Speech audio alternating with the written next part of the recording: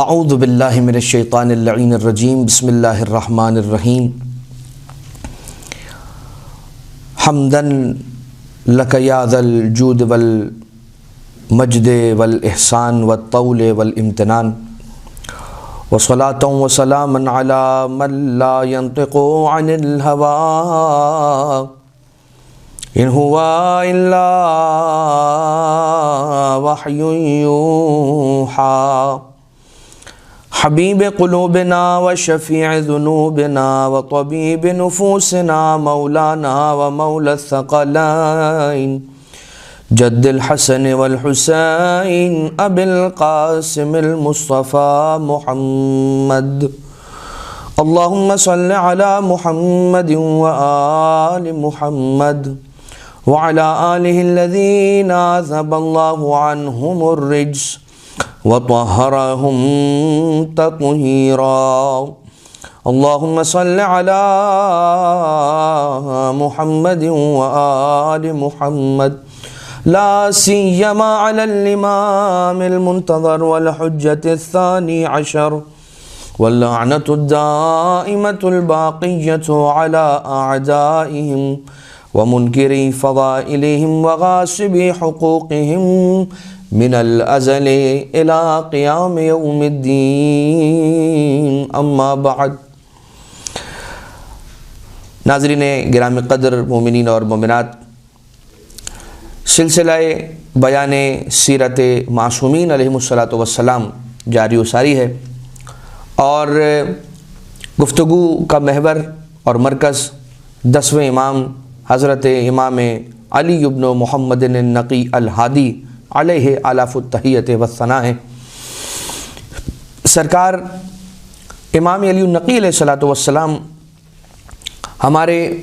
وہ امام ہیں کہ جن کی کنیت ابو الحسن علیہ السلام ہے، اور ابو الحسن ثالث بھی امام علیہ الصلاۃ والسلام کو کہا جاتا ہے۔ سرکار امام علی النقی علیہ الصلاۃ والسلام کی ولادت باسعادت مدینہ منورہ میں ہوئی، اور آقا کے القاب میں الناصح، المتوکل، الفتاح، النقی، الہادی اور المرتضی ملتا ہے۔ یہ اور بات ہے کہ بعض روایات کے مطابق المتوکل کے ذریعے سے پکارنے کے بارے میں امام علیہ الصلاۃ والسلام نے ممانعت فرمائی، اس لیے کہ وہ نام دشمن اہل بیت کا زیادہ معروف تھا۔ البتہ شیخ صدوق نے علل الشرائع میں اس بات کو نقل کیا ہے کہ جس محلے میں سرکار امام علی النقی علیہ الصلاۃ والسلام اور پھر بعد میں سرکار امام حسن عسکری علیہ آلاف التحیت والثناء مولا نے قیام کو اختیار کیا، وہ شہر سامرہ، اس محلے کیونکہ جو شہر سامرہ کا جس محلے کے اندر قیام پذیر ہوئے امامین عسکریین علیہ الصلاۃ والسلام، وہ محلہ عسکر کے نام سے جانا جاتا تھا۔ یہی وجہ ہے کہ 10ویں امام علیہ الصلاۃ والسلام کو بھی عسکری لقب ملا ہے، اور ایک یہی لقب امام حسن عسکری علیہ الصلاۃ والسلام کا بھی قرار پایا۔ امام ہادی، النقی اور عسکری بھی آپ کا لقب ہے، اور یہی لقب عسکری امام حسن عسکری علیہ الصلاۃ والسلام کا ہے۔ علل الشرائع کے اندر شیخ صدوق نے یہ لکھا، کیا وجہ ہے کہ آپ کو عسکری کہا جاتا ہے؟ وہ محلہ کے جس محلے میں آپ قیام پذیر رہے شہر سامرہ میں، اس محلے کا نام محلہ عسکر تھا۔ اب کہیں پر ہمیں یہ بھی ملتا ہے کہ وہ فوجی چھاؤنی تھا وہ علاقہ، اور ڈیفنس کیپٹل جسے آپ کہہ سکتے ہیں، اور اس علاقے کے اندر کے جس کے علاقے کے اندر امام علیہ السلام رہے ہیں، جو تاریخ جانتے ہیں وہ یہ بات جانتے ہیں کہ امام علیہ الصلاۃ والسلام کی جو گھر میں رہائش تھی وہ رہائش کم تھی اور قید زیادہ تھی، اور مولا کو نظر بند رکھا گیا اسی گھر کے اندر کہ جس گھر کے اندر مولا قیام پذیر رہے۔ ایک روایت ہے، اور اس روایت کے مطابق امام علی النقی علیہ الصلاۃ والسلام تقریباً 20 سال مدینہ میں رہے ہیں، اور آپ نے اپنی عمر مبارک کے 20 سال آپ نے شہر سامرہ میں گزارے ہیں۔ کل 40 سال کی عمر اقدس اور عمر اطہر ہے سرکار امام علی النقی الہادی علیہ السلام کی۔ لیکن امام علی النقی علیہ السلام کا مدینہ سے سامرہ آنے کا یہ جو سارا کا سارا پیریڈ ہے یا یہ سارا کا سارا واقعہ ہے، کیسے امام علی النقی علیہ السلام مدینہ سے سامرہ پہنچے؟ تو روایت ملتی ہے کہ متوکل نے مدینہ سے امام علیہ السلام کو بلوایا ہے، یہاں سے تقریباً 300 افراد بھیجے، اور اس غرض سے کہ امام علی النقی علیہ السلام کو وہ مدینہ سے لے کر آئیں یا گرفتار کر کے لے کر آئیں امام کو شہر سامرہ۔ مگر اس سے پہلے جو پیش خیمہ بنا، جو مقدمہ بنا، وہ کیا تھا؟ وہ ایک خط تھا کہ جو والی مدینہ نے متوکل کو لکھا، کہ جس کے اندر والی مدینہ یہ کہتا ہے کہ میں ایک سلطنت میں 2 بادشاہ نہیں دیکھتا،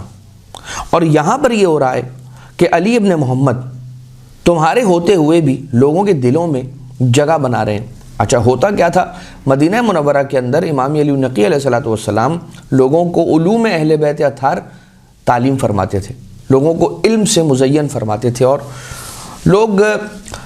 زانو تلمذ کو امام علی النقی الہادی علیہ السلام کی خدمت میں طے کرتے تھے اور آ کر امام کی خدمت میں حاضر ہو کر علم کو حاصل کرتے تھے۔ جیسے جیسے لوگ آتے رہے، امام صرف اور صرف علم عطا نہیں کرتے تھے، بلکہ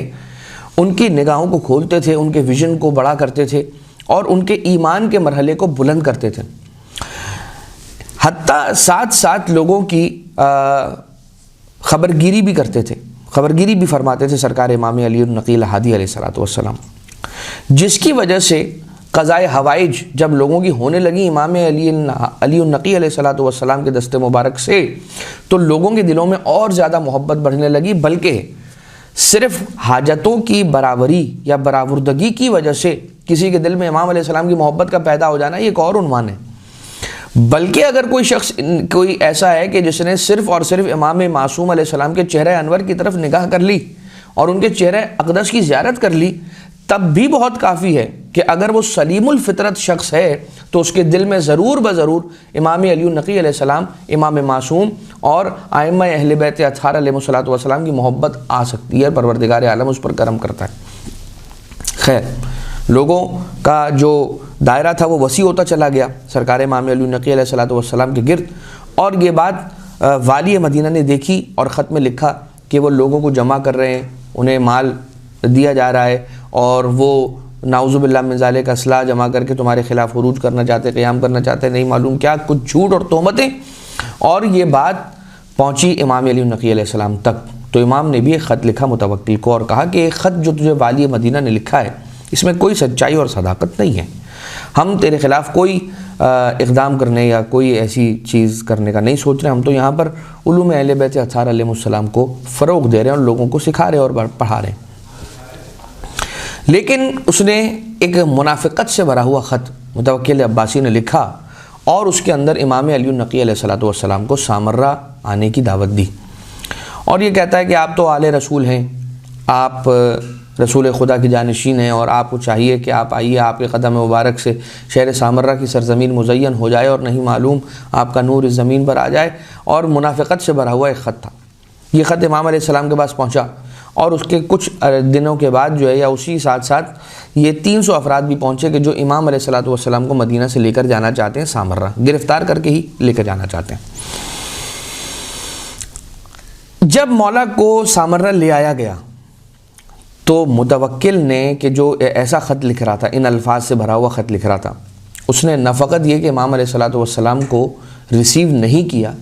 بلکہ اپنے وزیر کو بھی نہیں بھیجا، بلکہ اپنے غلام کو بھیجا، اور غلام کو بھیج کر کہتا ہے کہ جاؤ اور انہیں لے جا کر فلاں منطقے کے اندر جہاں پس لوگ رہتے ہیں نعوذ باللہ من ذالک، وہاں پر امام علیہ السلام کو لے جا کر ٹھہرا دو۔ وہ جگہ امام علیہ السلام کے شایع نشان نہیں تھی، اس لیے کہ وہاں مناسب لوگ نہیں رہتے تھے، مگر پھر بھی امام علیہ السلام کو وہاں پر ٹھہرایا گیا، اور نعوذ باللہ من ذالک امام کی اہانت کرنے کی کوشش کی گئی، ناکام کوشش۔ سرکار امام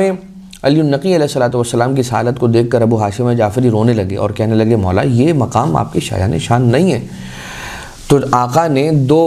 انگشت مبارک اپنی واہ کی اور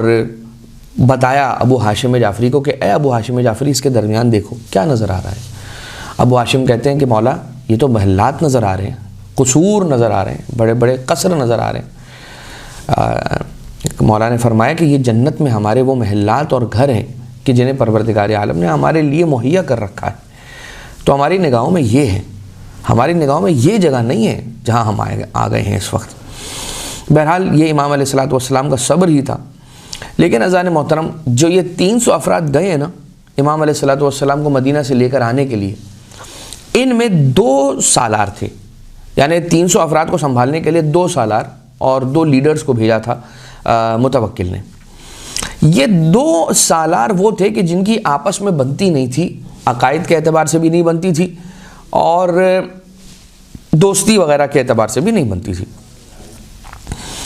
ہوا یہ کہ راستے میں بحث کرتے رہے اور کہتے رہے یہ دیکھو یہ تو علوی ہے، یعنی کہ مولا کائنات علیہ السلام کا ماننے والا ہے، اور اس کا جو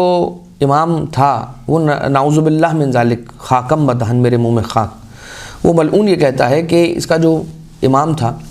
وہ ایسی باتیں کرتا تھا کہ جو عقل سے سمجھ میں آنے والی نہیں تھی۔ اچھا اب ذرا یہاں پر ٹھہر کے یہ بھی سن لیں ایک جملہ ود ان دی بریکٹس کہ معجزہ تو عقل سے سمجھ میں آنے والی چیز ہوتا بھی نہیں، اور صاحب المظہر العجائب والغرائب غالب علی کل غالب علی ابن ابی طالب علیہ الصلوۃ والسلام جو معاجز دکھلا رہے ہیں، جو مظہر العجائب ہیں، عجائب کے مظہر ہیں، تو وہ ذہن میں آنے والی بات ہے بھی نہیں۔ مگر وہ بحث پر بحث کرتا رہا اور یہ اس کا جواب دیتا رہا۔ ایک وقت آئے کہ یہ خاموش ہو گیا اور ایک ایسی چٹیل میدان سے گزرے یہ لوگ،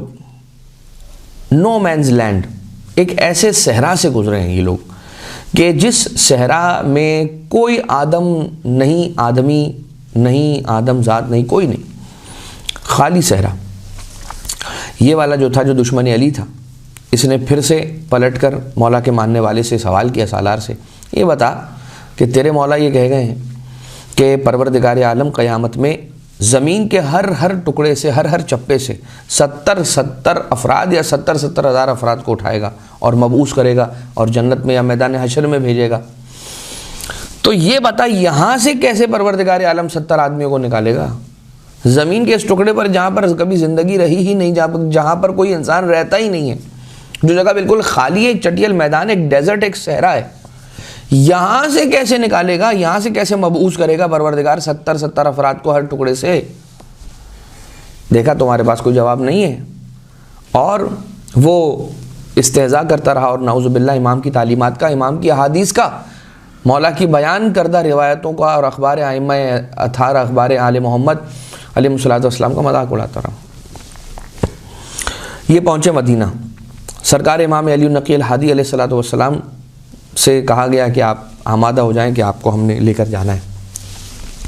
امام علیہ الصلوۃ والسلام نے وقت مانگا اور 3 دن کی مدت مانگی اور کہا کہ 3 دن کا انتظار ہوگا اور ہمارے کچھ کام رہ گئے اور ان کاموں کو مکمل کریں گے اور پھر چلیں گے۔ امام علیہ الصلوۃ والسلام سخت گرمی کے ایام تھے اور مولا نے وولن کپڑے بنوانا شروع کیے، اونی کپڑے جو گرم کپڑے ہوتے ہیں، گرم لباس سلوانا شروع کیے اور حکم دے دیا درزی کو، گزارش کر دی کہ بھائی تم اتنے لباس ہمیں بنا دو۔ اب یہ والا جو تھا، جو دشمن علی سالار تھا، یہ دیکھ کر مولا کے ماننے والے سالار سے کہتا ہے دیکھو یہ تمہارے مولا ہی کی آل سے ہے نا، نعوذ باللہ من ذالک، کہ دیکھو کیسی بات کر رہے ہیں اور یہ کیا عمل انجام دے رہے ہیں کہ سخت گرمی کے دنوں میں گرم کپڑے سلوا رہے ہیں، تو یہ بات لاجیکلی تو سمجھ میں آنے والی نہیں ہے۔ تو یہ کہتا ہے کہ میرے مولا بہتر جانتے ہیں کہ کیا حکمت ہے اس کام کے پیچھے، اور وہ خاموش رہا۔ اب دیکھیے وہاں پر یہ چٹیل میدان میں کہہ چکا ہے کہ اس مقام سے 70 افراد کیسے اٹھائے گا اللہ، اور یہاں مدینہ میں آ کے ایک اور وار کر دیا، کہتا ہے کہ یہ گرم کپڑے جو ہے وہ گرمی کے دنوں میں سلوانے کا کیا تک ہے، اور نعوذ باللہ من ذالک کیا اس کی لاجک اور کیا اس کی منطق ہے۔ امام علیہ الصلوۃ والسلام نے جب وقت مکمل ہو گیا اور آمادگی کا اظہار کیا اور یہ قافلہ وہاں سے چل پڑا، کچھ منزلیں آگے گئے، ایک ایسے صحرا میں پہنچے، وہی صحرا کہ جہاں پر اس نے یہ سوال کیا تھا کہ یہاں سے پروردگار کیسے اٹھائے گا 70 افراد کو۔ وہاں پر اچانک سے طوفانی ہوائیں چلنے لگیں، وہ طوفانی ہوائیں چلتے چلتے چلتے چلتے سرد ہونا شروع ہوئیں۔ اب صحرا کا جو کلائمیٹ ہے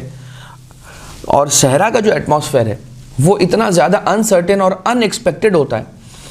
کہ ہمیں اندازہ نہیں ہوتا اور اندازہ نہیں ہو پاتا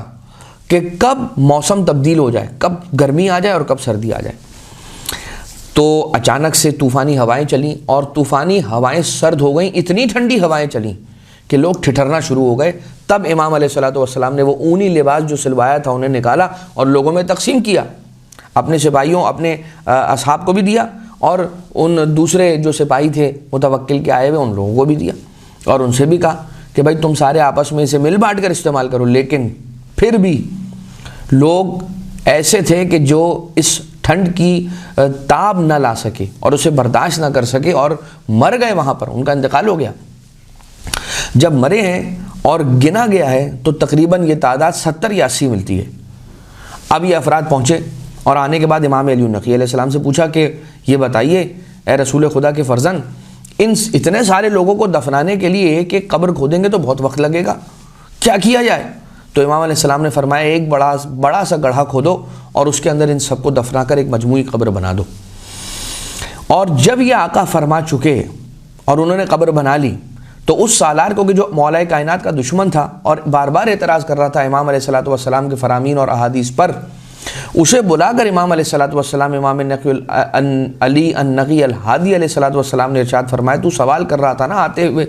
کہ پروردگار اس زمین کے ٹکڑے سے کیسے 70 افراد کو اٹھائے گا، دیکھ لے اسی طرح اٹھائے گا کہ یہ جو مرے ہیں اور یہ یہاں پر دفن ہوئے ان کو پروردگار عالم اٹھائے گا. بات یہ سمجھنے کی ہے کہ انسان بہت سی مرتبہ روایتوں میں بہت کچھ ایسا پڑھتا ہے جو اس کے سمجھ میں نہیں آتا. اسے سمجھ میں نہ آنے کا مطلب یہ نہیں ہے کہ جو امام علیہ الصلوۃ والسلام کا فرمایا ہوا ہے، ان کا کہا ہوا ہے وہ غلط ہے، بلکہ انسان کو اپنی تصحیح کرنی چاہیے اور اپنی کیپیبلٹیز کو بڑھانا چاہیے اور اپنی صلاحیتوں کو سمجھنے کی صلاحیتوں کو بڑھانا چاہیے اور اپنی معرفت کے لیول کو بڑھانا چاہیے تاکہ امام علیہ الصلوۃ والسلام کے اس کلام کو سمجھ سکیں. اس بات کو تو انسان اٹل رکھے کہ کلام معصوم علیہ الصلوۃ والسلام نور ہے، معصوم کا کلام نور ہے، ان کا امر رشد ہے، ان کی وصیت تقوی ہے، ان کا فعل خیر ہے، ان کا عادت احسان ہے، ان کا سجیہ کرم ہے. لہٰذا انسان کبھی احادیث ائمہ اطہار علیہ الصلوۃ والسلام میں شک نہ کرے، معاجز اہل بیت میں شک نہ کرے، علم غیب ائمہ میں شک نہ کرے، ان کی ولایت میں، ان کے اختیارات میں انسان شک نہ کرے، اور وہ اختیارات جو پروردگار عالم نے انہیں عطا کر رکھے اس میں ہم شک نہ کریں. لیکن جب مولا تشریف لے کر آ گئے، اچھا یہ واقعہ تو ہم نے آپ کی خدمت میں عرض کیا کہ جو راستے کا واقعہ ہے. اب مولا جب مدینہ پہنچے تو مولا کے مدینہ پہنچنے کے بعد متوکل نے امام علیہ الصلوۃ والسلام کا کیسے استقبال کیا، ذرا یہ بھی دیکھیے. اچھا استقبال کیا، اب کیا استقبال کیا؟ وہ یہی سوچ رہا ہے کہ کسی طرح سے میں اپنا روب امام علیہ الصلوۃ والسلام پر پیدا کر لوں. اس کے لیے اس نے اپنے سارے سپاہیوں کو بلایا اور جمع کیا یا اپنے سارے سپاہیوں تک پیغام پہنچوایا کہ تم سارے کے سارے سپاہیوں کو میرا یہ حکم ہے کہ اپنے اپنے ہاتھوں میں ایک ایک مٹھی ریت لیں اور ایک مرکز، ایک سینٹر، ایک ڈاٹ بنایا اور کہا یہاں پر لے آ کے جمع کریں. سپاہی اس کے جتنے بھی تھے، ترک فوجیں بھی تھیں اس کی سپاہیوں کے اندر، اور اس کے سپاہیوں کے اندر جو ہے وہ اس کی اپنی عراق کے رہنے والے بھی افراد تھے. تو اب یہ جتنے اس کے فوجی تھے، ان فوجیوں کو اس نے حکم دیا سپاہیوں کو کہ تم سارے کے سارے یہ تمہارا ٹاسک اور تمہارا کام ہے کہ ایک ایک مٹھی ریت لو اور اس فلاں ایک مخصوص جگہ پہ لے جا کے ڈمپ کرو.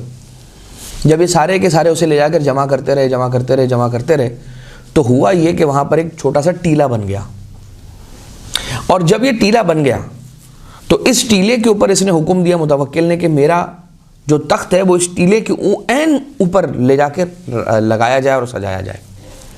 اس کے بعد کہا ہمارے حکومت کا جتنا خزانہ ہے سب لا کے یہاں پہ جمع کیا جائے، جتنے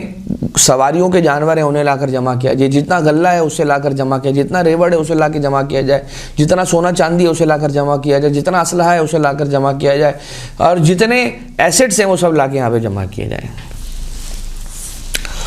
اور سارے کے ساروں کو یہاں پر بلایا جائے. کیا کرنا چاہتا ہے؟ امام کے سامنے اپنی طاقت کا مظاہرہ کرنا چاہتا ہے، یعنی بتانا چاہتا ہے کہ اس کا لشکر کتنا بڑا ہے، یا اس کی سپورٹ کتنی بڑی ہے، یا اس کے پیچھے کتنی بڑی طاقت ہے. امام علیہ الصلوۃ والسلام تشریف لائے اور امام علیہ السلام نے دیکھا کہ اس نے ساری اپنی ادھر حکومت اور سلطنت بچھا دی ہے اور مجھے دکھانا چاہ رہا ہے. جب آقا تشریف لے آئے تو متوکل کہتا ہے یہ ہے میرا عسکر، یہ ہے میرا لشکر، عسکر یعنی کہ لشکر، یہ ہے میرا عسکر، آپ بتائیے آپ کا عسکر کہاں ہے، آپ کا لشکر کہاں ہے؟ اب یقیناً امام علیہ الصلوۃ والسلام اور ائمہ اطہار علیہ السلام مظلوم ضرور رہے ہیں مگر مجبور نہیں ہیں، یعنی جو مظلومیت بھی ان پر روا رکھی گئی اسے رب ذوالجلال کی مرضی کے لیے انہوں نے قبول کیا ہے۔ چاہتے تو اس سے فرار اختیار کر لیتے، کوئی معجزہ ایسا دکھلا دیتے، کوئی ایسا امر صادر ہو جاتا کہ ظلم کرنے والا ان پر ظلم نہ کر سکتا، لیکن چونکہ امام معصوم جانتے ہیں اور جانتے تھے ہمیشہ سے کہ یہ ظلم ہم پر یہ روا رکھا جائے گا اور پروردگار عالم نے چاہا ہے کہ ہم اس مظلومیت سے گزریں، تو انہوں نے آمنا اور سلمنا اور سر تسلیم اپنا خم کیا امر الہی کے سامنے اور اس مظلومیت سے گزرے صبر کے ساتھ، صبر کیا اماموں نے۔ لیکن بہت سی ایسی جگہیں ہیں کہ جہاں پر اپنا اختیار بھی ظاہر کیا ہے اماموں نے، کہیں پر مظلومیت کو ظاہر کیا گیا ہے پروردگار عالم کی جانب سے امام معصوم کی، اور کئی ایک جگہیں ایسی ہیں کہ جہاں پر امام معصوم علیہ الصلوۃ والسلام کی اختیارات اور ان کی ولایتوں کو دکھایا گیا ہے معجزات کی شکل میں، کہ دیکھو ہم یہ کر سکتے تھے، ہم نے اس وقت نہیں کیا، لیکن آج تمہیں کر کے بتا رہے ہیں کہ تم کہیں یہ نہ سمجھنا کہ ہم مظلوم ہونے کے ساتھ ساتھ مجبور بھی ہیں، مجبور نہیں ہیں۔ مولا ابا عبداللہ الحسین علیہ الصلوۃ والسلام کے پاس جب آسمان سے ایک وہ ورقہ آیا کہ جب آقا ابا عبداللہ علیہ السلام بہت زخمی ہو چکے تھے، تو اس ورقے پر کیا لکھا تھا کہ شہادت کو ہم نے آپ کے لیے حتمی نہیں قرار دیا، آپ کی مرضی ہے، آپ دیکھ لیجئے، ہم یہ پسند کرتے ہیں لیکن آپ جو چاہیں گے ویسے ہی ہوگا، چاہیے تو قیامت تک لڑتے رہیے، فوج آتی رہے گی، یعنی جب تک چاہیں ان سے لڑتے رہیے، آپ کی مدد کے لیے فوج آسمان سے آتی رہے گی، فوج و ملائکہ۔ لیکن وہ پرچہ امام حسین علیہ الصلوۃ والسلام نے آسمان کی طرف واپس پلٹایا، اور جب یہ آپس آسمان کی طرف واپس گیا ہے تو آواز قدرت آئی، یا ایتھا النفس المطمئنہ ارجعی الی ربک راضیۃ مرضیہ۔ یہاں پر امام علی النقی الہادی علیہ الصلوۃ والسلام نے اپنا اختیار دکھلایا، جب اس نے ملعون متوکل نے کہا ہے کہ آپ کا عسکر کہاں ہے، تو امام معصوم علیہ الصلوۃ والسلام نے ارشاد فرمایا، اپنے انگشت اقدس، اپنی انگلی کے ذریعے سے، اپنے انگشت مبارک کے ذریعے سے آسمان پر ایک خط کھینچا، اور جب مولا کا دست اقدس دوبارہ سے نیچے آیا، یعنی مولا نے آسمان کی طرف جب اشارہ کیا اور اشارہ مکمل ہو گیا، تو اب آقا نے ارشاد فرمایا، اے متوکل آسمان کی طرف ذرا دیکھنا، تجھے میرا عسکر نظر آ جائے گا۔ اب جب متوکل نے آسمان پر دیکھا تو کیا دیکھا، پورا آسمان کورڈ ہے ان فرشتوں سے اور ان ملائکہ سے کہ جن کے ہاتھوں میں آگ کا گرز موجود تھا، جو ہاتھوں میں آگ کا گرز لیے ہوئے، آگ کا کوڑا لیے ہوئے تیار کھڑے تھے اور کہہ رہے تھے لبیک یا ابن رسول اللہ، ہمیں حکم دیجئے اور ہم یہ سارے کے سارے کوڑے لے کر متوکل کے سر پر آ جائیں۔ یہ منظر دیکھ کر متوکل اتنا مبہوت ہوا کہ ٹیلے کی چوٹی پر لگے ہوئے اپنے تخت سے بے ہوش ہو کے زمین پہ آ گرا۔ یہ واقعہ کچھ علماء کرام یہ بیان کرتے ہیں کہ چونکہ مولا امام علی النقی الہادی علیہ الصلوۃ والسلام نے اپنا عسکر دکھلایا متوکل کو، اس وجہ سے امام علیہ السلام کا لقب عسکری قرار پایا۔ لہذا یہ وجہ بھی ہو سکتی ہے کہ آقا نے اپنا معسکر یا اپنا عسکر دکھلایا معجزے سے تو مولا کا لقب عسکری قرار پایا، اور یہ وجہ بھی بالکل ٹھیک ہے کہ مولا چونکہ محلہ عسکر کے اندر رہتے تھے، لہٰذا عسکر کے اندر رہنے والے کو عسکری کہا جاتا ہے، لہٰذا امامین النقی الہادی علیہ السلام اور امام الحسن العسکری علیہ الصلوۃ والسلام دونوں اماموں کا لقب عسکری قرار پایا۔ اب امام معصوم علیہ السلام یعنی امام الہادی علیہ الصلوۃ والسلام کی والدہ گرامی کے بارے میں خود جناب امام الہادی علیہ الصلوۃ والسلام ارشاد فرماتے ہیں، اور یہ روایت ہے جناب علی ابن مہزیار سے، وہ یہ فرماتے ہیں کہ میری والدہ امی عارفۃ بحقی، میری والدہ جو تھیں وہ میرے حق کے جاننے والی، میرے حق کی معرفت رکھنے والی تھی میری ماں، وہی من اہل الجنہ، اور وہ جنت والوں میں سے ایک ہیں، یعنی وہ جنتی ہیں، ما یقربها الشیطان یا ما یقربها الشیطان من مرید، شیطان مرید، شیطان ملعون کبھی ان کے قریب نہیں آ سکتا. یہ پروردگار عالم کا فیصلہ ہے. اور ان کی حفاظت پروردگار عالم اپنی اس آنکھ سے کرتا ہے کہ جو سوتی نہیں ہے، اور وہ صدیقین اور صالحین کی ماؤں کی سیرت پہ عمل پیرا ہوئی ہے، اور وہ میری ماں ہے. عزیزان محترم، یہ ہم گفتگو اور یہ بات جو ابھی ہم آپ کی خدمت میں عرض کرنے لگے، یہ پہلے بھی ہم نے کسی درس میں کسی موقع پر آپ کی خدمت میں عرض کی ہے کہ جیسے منصب امامت پروردگار عالم کی طرف سے عطا کیا جاتا ہے، اسی طرح سے مادر امام ہونا یہ خود ایک منصب ہے، اور یہ منصب بھی پروردگار عالم ہی کی جانب سے ملتا ہے. کوئی اپنی مرضی سے امام کی ماں نہیں بن سکتی. کوئی بھی خاتون، کوئی بھی مستورہ امام کی والدہ بننا اس کے اپنے اختیار میں نہیں ہے. یہ پروردگار عالم کی جانب سے ایک امر ہے، اور امر الہی ہے، اور یہ اس کا فیصلہ ہے، اور یہ اس کی مرضی ہے کہ کسے پروردگار اس منصب پر فائز کرتا ہے. یہی وجہ ہے کہ آپ دیکھیے کہ امام معصوم علیہ السلام کی جو والدہ ہیں، کسی امام علیہ السلام کی والدہ جو ہے وہ روم سے آ رہی ہیں، کسی امام علیہ السلام کی والدہ جو ہے وہ حبش سے تشریف لا رہی ہیں، کوئی مغرب سے تشریف لا رہی ہیں. لہٰذا ساری امہات ائمہ اطہار علیہم الصلاۃ والسلام کا عرب ہی سے ہونا ضروری نہیں ہے. ٹھیک ہے. لہٰذا یہ ایک بات کہ مادر امام ہونا یہ خود ایک ایسا منصب الہی ہے، منصب الہی ہے کہ جسے پروردگار عالم اپنی مرضی سے عطا کرتا ہے. ٹھیک ہے. اب آ جائیے ہم امام علی النقی الہادی علیہ الصلاۃ والسلام مولا آقا کے کچھ فضائل اور ان کے کچھ معاجز وہ آپ کی خدمت میں بیان کریں.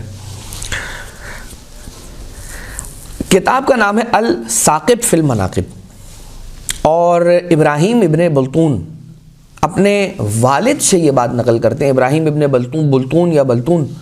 جو یہ کہتے ہیں کہ میرے والد، تو ابراہیم کے والد بلتون یا بلتون یہ نقل کرتے ہیں، یعنی ابراہیم کہتے ہیں کہ میرے والد سے میں نے یہ واقعہ سنا ہے. وہ یہ کہتے ہیں کہ بھائی بلتون یہ کہتا ہے کہ میں متوکل کے دربانوں میں سے ایک دربان تھا، اور ایک دن کہیں سے اسے 50 غلام ہدیے کے طور پر، گفٹ کے طور پر بھیجے گئے. مجھے اس بات پر مامور کیا گیا اور مجھے یہ حکم دیا گیا کہ ان کی کسٹڈی کو میں سنبھالوں اور یہ میرے پاس میری کسٹڈی میں رہیں. یہ غلام 50 غلام جو متوکل کو کسی نے گفٹ کے طور پر بھجوائے تھے، اور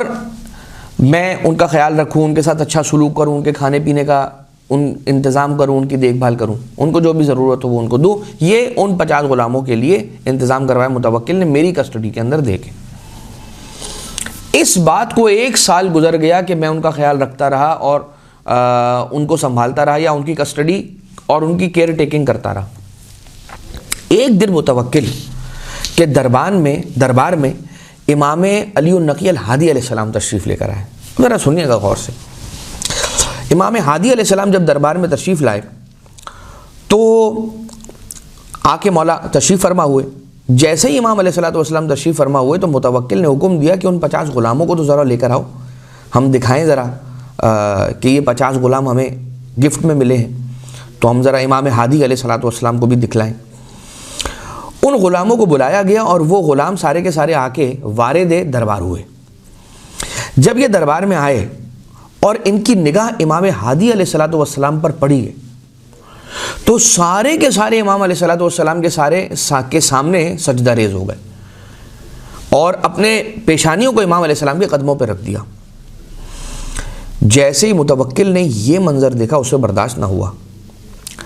اور وہ اپنا چہرہ چھپاتا ہوا اٹھ کے آہستہ آہستہ آہستہ آہستہ شرمندگی کے ساتھ پردے کے پیچھے جا کے چھپ گیا. اور مولا نے یہ منظر دیکھ لیا کہ متوکل اٹھ کر اپنے تخت سے چلا گیا اندر، تو امام علیہ السلام بھی وہاں دربار سے باہر تشریف لے گئے، اور فی الحال اس منظر نامے سے مولا باہر تشریف لے گئے. وہ دربار میں جب اس نے دیکھ لیا کہ امام علی النقی علیہ السلام تشریف لے جا چکے، واپس چلے گئے، تو یہ دربار میں واپس آیا اور اس نے پوچھا بلتون یہ بتا یہ غلاموں نے کیا کیا، یہ کیا کر رہے تھے غلام؟ کہا بھائی خدا کی قسم میں نہیں جانتا، مجھے نہیں معلوم یہ انہوں نے کیا کیا ہے. اچھا مولا کا احترام کیا، مولا کی تعظیم کی، مولا کے سامنے جھک گئے، اپنا سر، اپنی پیشانی امام کے قدموں پہ رکھ دی بھائی، اور وہ یہ سمجھ رہے کہ پہلی بار دیکھ رہے ہیں۔ اب ذرا سنیے گا، آپ کو اندازہ ہوگا۔ اس نے کہا کہ ان غلاموں سے ذرا پوچھو کہ انہوں نے کیا کیا ہے۔ غلاموں کو سوال رکھا گیا، ان کو کہا گیا کہ تو بتاؤ تم نے یہ کیا کیا ہے، یعنی میرے ہوتے ہوئے ان کا اتنا احترام کر رہے ہو، میرے ہوتے ہوئے ان کی اتنی تعظیم کر رہے ہو، کہ تم نے کیا کیسے؟ کہا جو آقا اور مولا یہاں پر ابھی تشریف لائے تھے نا، وہ سال میں 10 دن ہمارے ساتھ گزارتے ہیں ہمارے علاقے میں، ہر سال 10 دن کے لیے وہ ہمارے درمیان آ کر رہتے ہیں، اور جب تک ہمارے درمیان رہتے ہیں تو ہمیں دین کے مسائل سکھلاتے ہیں، ہمیں دین کے مسائل بتاتے ہیں، ہماری پریشانیوں کو حل کرتے ہیں، ہم سے سوالات پوچھتے ہیں، ہماری قضائے حاجت کرتے ہیں۔ یہ مسلمانوں کے پیغمبر کے جانشین ہیں۔ یہ ساری داستان سننے کے بعد متوکل سے رہا نہ گیا، اور متوکل نے حکم دیا کہ ان سب کو قتل کروا دیا جائے، ان سب کو قتل کر دیا جائے۔ جب امام معصوم علیہ السلام کی مسلم فضیلت کا جواب بن نہ پڑا، اس قابل خود تو تھے نہیں کہ کوئی ایسی فضیلت ہوتی کہ جو لوگوں کے سامنے پیش کی جا سکتی، یا جس فضیلت کو لوگ دیکھ کر خاطر خواہ ان کے گرویدہ ہوتے، یا ان کی فضیلت کے مقر ہوتے، اقرار کرنے والے ہوتے۔ ان میں کوئی ایسی خود ان میں تو اچھی بات نہیں تھی، لیکن امام معصوم علیہ السلام کی فضیلت کو جب دیکھا تو برداشت نہ کر سکے، کہا ان سب کو قتل کروا دو۔ کیوں؟ کیونکہ امام کی اس فضیلت کا ہمارے پاس جواب نہیں ہے۔ یہ آج بھی اس زمانے میں بھی ہوتا ہے کہ جن لوگوں کے پاس امام معصوم علیہ السلام کے معاجز کا، اور امام علیہ السلام ائمہ اطہار علیہ السلام خصوصاً امیر المومنین علیہ السلام کے لامتناہی فضائل، کبھی ختم نہ ہونے والے فضائل جو زبان مبارک وہی ترجمان رسول اکرم صلی اللہ علیہ وآلہ وسلم سے صادر ہوئے ہیں، ان کا جواب جب کوئی نہیں لا سکتا۔ ایک طرف فضیلت علی ہے، اور وہ جو فضیلت علی ہے وہ خود اس کا سٹیٹس حدیث نبوی کا ہے، اس لیے کہ علی کی ہر فضیلت پہنچی رسول سے ہم تک۔ تو اب کیا کریں، کہاں اپنا سر ماریں؟ کہا یہ فضیلت بیان کرنے والوں کو کبھی ہم یہ کہہ کے رکوائیں گے کہ کب تک فضیلتیں بیان کرتے رہو گے، کب تک وقت لوگوں کا فضائل سنا سنا کر ضائع کرتے رہو گے، کب تک مودت و محبت کی باتیں کرو گے، کبھی کام کی بات بھی کرو۔ یہ اس طرح کے اعتراضات اور اس طرح کے اوہام اور وہم لوگوں کے دلوں میں پیدا کر کے، اور اس طرح کے بے بنیاد جملوں کو بیان کروا کے ہم لوگوں کو فضائل بیان کرنے سے رکوائیں گے۔ تو کبھی اگر کوئی سب کچھ بولنے سے بھی نہ رکے تو پھر اسے قتل کروا دو۔ یہ کب سے فضائل بیان کر رہا ہے علی کے، اسے قتل کروا دو۔ لہٰذا یہاں پر متوکل کی سیرت ہے۔ یہ اصل میں تو متوکل یہ کر رہا ہے کہ جو دیکھ رہا ہے کہ امام علیہ السلام کی فضیلت کا اقرار کرتے ہوئے وہ غلام کے جو کسی نے بھیجے ہیں متوکل کو تحفے کے طور پر، وہ غلام یہ کہہ رہے ہیں کہ بھائی سال کے 10 دن یہ ہمارے ساتھ گزارتے ہیں اور ہمارا خیال رکھتے ہیں، اور ہمارے ان مسائل کو حل کرتے ہیں، اور ہمیں دین مبین اسلام کے مسائل سکھلاتے ہیں، کہ ان سب کو قتل کر دو۔ اب ضرور واقعہ تو ختم نہیں ہوا ہے، روایت تو اب چل رہی ہے آگے۔ ان سارے کے ساروں کو بلتون نے کہا کہ میں نے قتل کروا دیا، مجھے حکم ملا تھا، میں منع تو نہیں کر سکتا تھا ورنہ میں بھی مارا جاتا، میں نے ان سب کو قتل کروا دیا۔ شام میں امام ہادی علیہ السلام کی خدمت میں حاضر ہوا۔ دیکھیے محبت کیسے انسان کو بچا لیتی ہے۔ بلتون کے دل میں کہیں نہ کہیں احترام، تعظیم، محبت نہیں تو تعظیم تو ہوگی۔ محبت انسان کو بچاتی ہے، امام معصوم علیہ السلام کی تعظیم انسان کو بچاتی ہے، امام کا احترام کرنا پروردگار عالم کی بارگاہ سے انسان کی رحمت کو جلب کرنے اور کھینچنے کا باعث بنتا ہے۔ کہتا ہے کہ میں امام علیہ السلام کی خدمت میں حاضر ہوا، دروازے پر جیسے گیا تو خادم نے، امام کے خادم نے دروازہ کھولا، اور اس خادم نے میری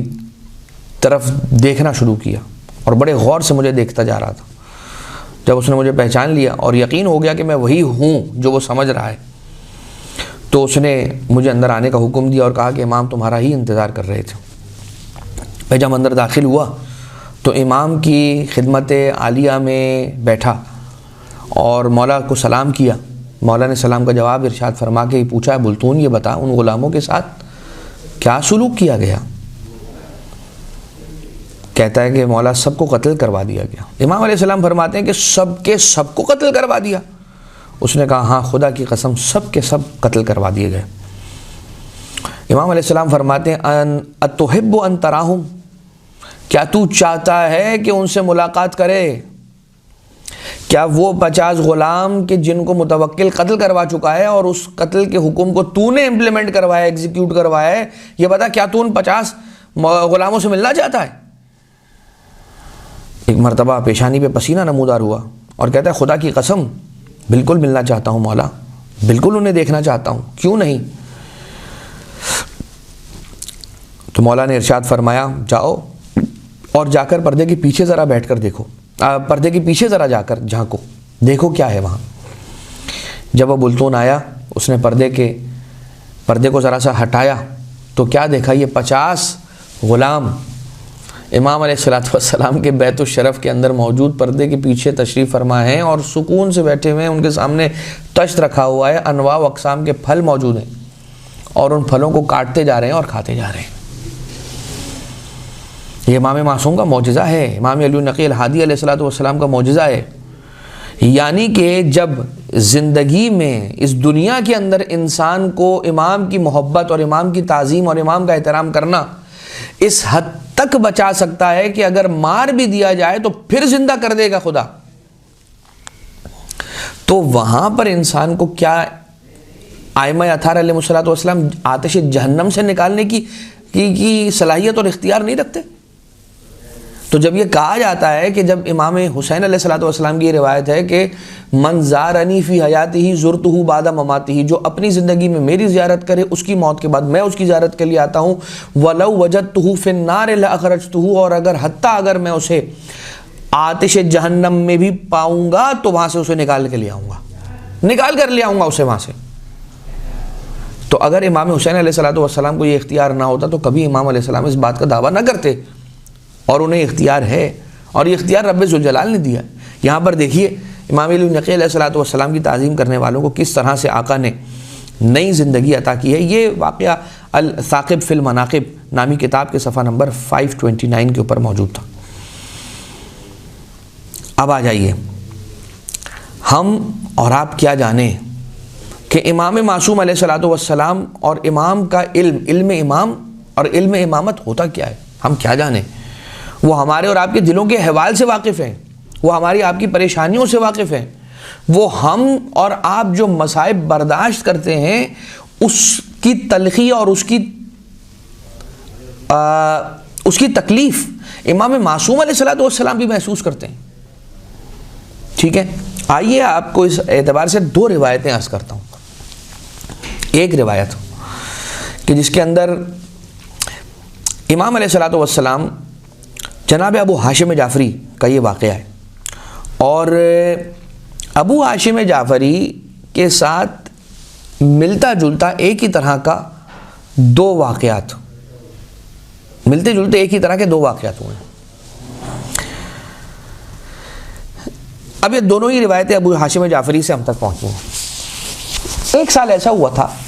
کہ متوکل کا ایک گورنر عبداللہ ابن بغا، غالباً اس کا یہی نام ہے، عبداللہ ابن بغا، یہ مکہ آیا تھا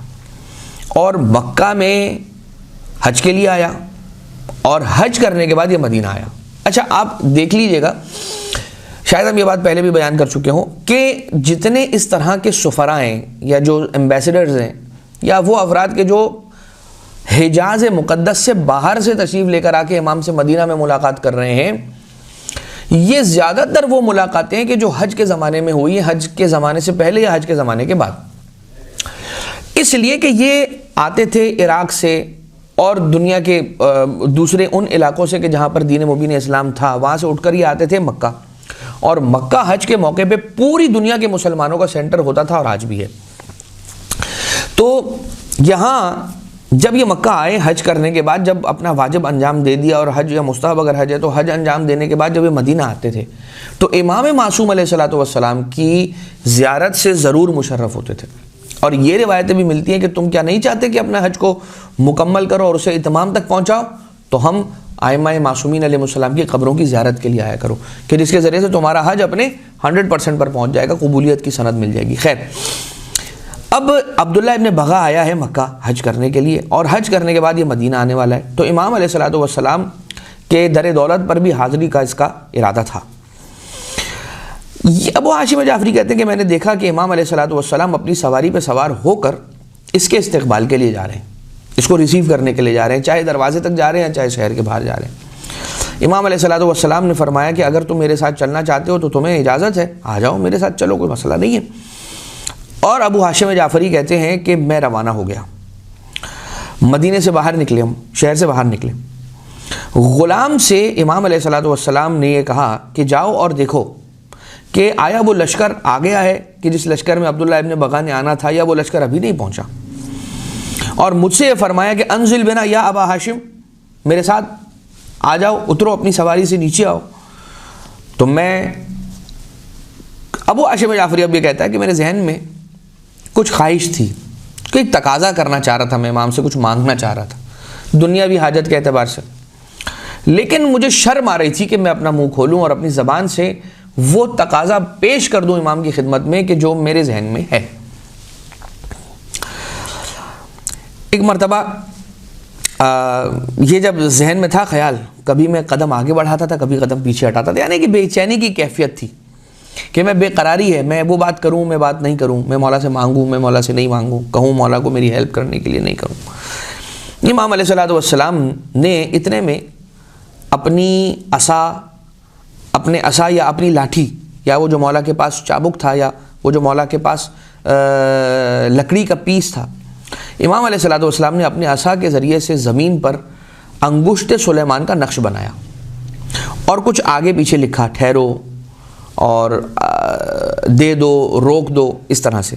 کچھ لکھا مولا نے۔ انگشت سلیمان بنائی اور انگشت سلیمان کی وہ بنائی شکل، اور اس کے آگے پیچھے مولا نے کچھ جملے لکھے، اور اس کے بعد اشارہ کیا، اور ریت کے نیچے سے مولا نے ایک کشتی نما چاندی یا سونے کے بنا ہوا ایک پیس، چھوٹا سا شو پیس کہہ لیجیے، یا ایک چاندی کی بنی ہوئی کشتی مجھے دے دی۔ مولا نے اپنی عصا کے ذریعے سے زمین پہ بس کچھ خط کھینچے تھے، کچھ لائنیں بنائی تھیں، اور اس سے زمین کے اندر چاندی کا بنا ہوا ایک چاندی کی بنی ہوئی کشتی تیار ہو گئی۔ اور ابو ہاشم جعفری کہتے ہیں کہ امام علیہ الصلوۃ والسلام جب اسے نکال کر میرے حوالے کیا تو مجھے اندازہ ہوا کہ تقریباً اس کا وزن 400 مثقال کے آس پاس ہے، اور 400 مثقال ایک بڑی رقم ہوتی ہے چاندی کے اعتبار سے بھی اور سونے کے اعتبار سے بھی۔ 400 مثقال ایک اماؤنٹ ہے اور ایک وزن ہے، 400 مثقال اس کا وزن تھا۔ اور امام علیہ الصلوۃ والسلام نے کہا کہ یہ تمہارے لیے۔ جو ابو ہاشم جعفری کے ذہن میں چل رہا تھا، امام علیہ الصلوۃ والسلام نے فوراً غلام کو کہا کہ جا کر وہ قافلہ دیکھ کر آؤ تم، اور ابو ہاشم جعفری کو اس غلام کے سامنے بھی عطا نہیں کیا، بلکہ اس کے جانے کے بعد وہ سارا کا سارا معجزہ دکھلایا اور کہا کہ یہ تمہارے لیے۔ امام علیہ الصلوۃ والسلام سے ابو ہاشم جعفری یہ کہتے ہیں کہ میں آپ پر قربان، یہ ابن رسول اللہ، ضرور مجھے اس چیز کی بہت زیادہ ضرورت تھی، مگر میں شرما رہا تھا اور آپ سے کہہ نہیں پا رہا تھا۔ اللہ اعلم حیث یجعل رسالتہ، خدا بہتر جانتا ہے کہ اپنی رسالت و نبوت و امامت کو کس گھرانے میں رکھنا ہے، کہاں رکھنا ہے، کہاں قرار دینا ہے اپنی منصب امامت کو، منصب نبوت کو، منصب ہدایت کو۔ اسی طرح کا ایک اور واقعہ بالکل ملتا جلتا جناب ابو ہاشم جعفری ہی کے اعتبار سے ہے۔ وہ یہ کہتے ہیں کہ بھائی ہم بعض افراد سے ملاقات کرنے کے لیے امام علیہ الصلوۃ والسلام کے ساتھ شہر سامرہ سے باہر نکلے۔ جو پہلا آپ نے واقعہ سنا یہ شہر مدینہ کے اعتبار سے تھا، اب یہ جو واقعہ ہے یہ شہر سامرہ سے باہر نکلنے کا ہے، شہر سامرہ میں ہے۔ اور ابو ہاشم جعفری یہ کہتے ہیں کہ ہم شہر سامرہ سے کچھ لوگوں سے ملاقات کی غرض سے باہر نکلے، اور جو آنے والے لوگ تھے ان کو پہنچنے میں دیر لگی، ان کو دیر ہوئی، اور میں نے زمین پر کپڑا بچھایا، امام علیہ الصلوۃ والسلام کے لیے ایک جگہ خالی کی میں نے، اور وہاں پر کپڑا بچھایا اور اس جگہ کو آمادہ کیا تاکہ امام معصوم یعنی کہ امام علی النقی الہادی علیہ الصلوۃ والسلام علیہ آلاف التحیت والثناء مولا وہاں پر تشریف فرما ہو سکیں، بیٹھ سکیں، سستا سکیں، آرام کر سکیں، ریلیکس کر سکیں۔ تو امام علیہ السلام نے مجھے بھی کہا کہ اے ابو ہاشم تم بھی آ کر ذرا بیٹھو میرے ساتھ، تم کیوں کھڑے ہو؟ اور امام نے وہاں پر بیٹھ کے مجھے کچھ نصیحتیں فرمائیں، اور جب مولا نے نصیحتیں فرما لی، نصیحتیں مولا نے کچھ مجھے کی، ان نصیحتوں کے بعد میں نے اپنی غربت کی شکایت امام علیہ السلام سے کی، غربت کا شکوہ کیا، مولا تنگ دست ہوں۔ امام علیہ السلام نے دست مبارک اپنے دست اقدس سے ایک مٹھی ریت کو اٹھایا اور ایک تھیلی میں ڈال کے اسے بند کر کے دے دیا ابو ہاشم جعفری کو کہ تو اپنے تنگ دستی کا شکوہ کر رہا ہے تو یہ لے لے، اتسع بہذا وقتم ما رأیت، یاد رکھنا اے ابو ہاشم، اس کے ذریعے سے اپنی وسعت رزق کا ذریعہ قرار دو، یعنی یہ جو میں نے تمہیں ریت دی ہے اٹھا کر، اس ریت کو تم اپنی وسعت اور اپنی ترقی کا ذریعہ قرار دو، اور یہ جو تم نے دیکھا ہے نا، یہ کتمان کرو، چھپاؤ، اسے کسی سے بتانے کی کوئی ضرورت نہیں ہے۔ یہ واقعہ ہو گیا۔ یہ کہتا ہے میں جب واپس آیا تو دیکھا، جب اس پوٹلی کو کھول کر دیکھا تو اس کے اندر چمکتا ہوا کھنکھناتا ہوا سونا تھا، ریت ریت نہ رہی تھی، سونا بن چکی تھی۔ اور پھر میں نے ایک سونار کو گھر بلایا اور اس سے کہا کہ بھائی اسے پگھلاؤ، اور اسے پگھلا کر اسے مولڈ کرو اور ایک پیس کی شکل دے دو اور اس میں ڈھال دو، ایک مولڈ میں اسے ڈھال دو۔ اس نے ویسا ہی کیا، لیکن وہ مجھ سے پوچھنے لگا کہ صاحب جی جیسا سونا یہ ہے، ایسا سونا تو میں نے آج تک نہیں دیکھا ہے، اس کوالٹی کا سونا تو میں نے آج تک نہیں دیکھا، اتنا اچھا سونا میں نے نہیں دیکھا ہے، اور یہ ہے بھی پارٹیکلز کی فارم میں، یہ آپ لے کے کہاں سے آئے ہو؟ جب یہ سنا تو امام علیہ السلام کی وہ بات یاد آ گئی، اتسع بہذا وقتم ما رأیت، کہ جاؤ اس سے وسعت رزق اور اپنی زندگی کی وسعتیں اس سے حاصل کر لو، لیکن وقتم ما رأیت، جو تو نے دیکھا ہے اسے چھپائے گا۔ تو چھپانے کی غرض سے کہا کہ یہ وہ ہے جو ہمارے بزرگوں نے، ہماری بوڑھوں نے ہمارے لیے ذخیرہ کر کے رکھا تھا، یہ اس میں کا ہے۔ اب یہاں پر ذرا سا ٹھہر کر دو باتیں عرض کرنا چاہوں گا۔ جب ابو ہاشم جعفری کو امام علیہ السلام غربت کا شکوہ کرنے پہ ریت پوٹلی میں بھر کے دے رہے ہیں تو شک نہیں کیا ہے، یقین رکھا ہے کہ امام معصوم علیہ السلام یہ مولا میرے اگر عطا کر رہے ہیں تو مجھے اب یہ نہیں دیکھنا ہے، نظر میری مادے پہ نہیں ہونی چاہیے، نظر میری نسبت پر ہونی چاہیے۔ نظر اگر میری مادے پہ، میٹر پہ ہوگی تو میں کبھی سمجھ نہیں سکتا اس بات کو، لیکن اگر نسبت پر میری نگاہ رہے گی تو وہی تو نسبت ہے کہ جس نسبت نے اسے سونا بنا دیا۔ اگر میں صرف مادے پہ اور میٹر پہ نظر کر کے آگے بڑھ جاتا اور بولتا کہ بھائی یہ میرے کیا کام آئے گی، نعوذ باللہ من ذالک، شک کرتا میں، تو کبھی میں ان وسعتوں تک اپنی نہیں پہنچ سکتا تھا۔ ایک بات یقین رکھا، اور ابو ہاشم جعفری جیسا صحابی ہے، امام ہے، تو یقین ہونا بھی چاہیے۔ دوسری طرف یہ کہ امام علیہ السلام نے فرمایا وقتم اکتم، چھپانا اس بات کو۔ بہت ساری ایسی روایتیں، بہت ساری ایسی حدیثیں، بہت ساری ایسی باتیں، بہت سارے ایسے فضائل وہ ہیں کہ جن کو چھپانا چاہیے۔ کیوں؟ سامنے والا سمجھ ہی نہیں پائے گا۔ جب وہ سمجھ نہیں پائے گا تو کیا کرے گا؟ بیان کرنے والے کو غلط الٹا سیدھا برا بھلا کہنا شروع کر دے گا، یہ بیان کرنے والے نے یہ بیان کر دیا، یہ بیان کر دیا، اس نے یہ پڑھ دیا، اس نے یہ پڑھ دیا۔ ارے بھیا، جو اس نے پڑھا ہے آپ نے خود کیا پڑھ رکھا ہے جو اس کے پڑھے ہوئے کو صحیح اور غلط کہہ رہے ہیں؟ آپ نے کتنے سال حوضے میں لگائے، آپ نے کتنے سال روایت معصومین کو چاٹا، آپ نے کتنے عرصے تک اہل بیت اطہار علیہ السلام کی تعلیمات کے دریا میں غوطہ زنی کی؟ آپ نے خود تو کچھ پڑھا لکھا ہے نہیں، بس آپ کو یوٹیوب کا ایک پلیٹ فارم مل گیا ہے اور آپ بیٹھ کر بڑی آسانی کے ساتھ ایزی کام کر کے آپ لوگوں کو غلط ثابت کرتے رہتے ہیں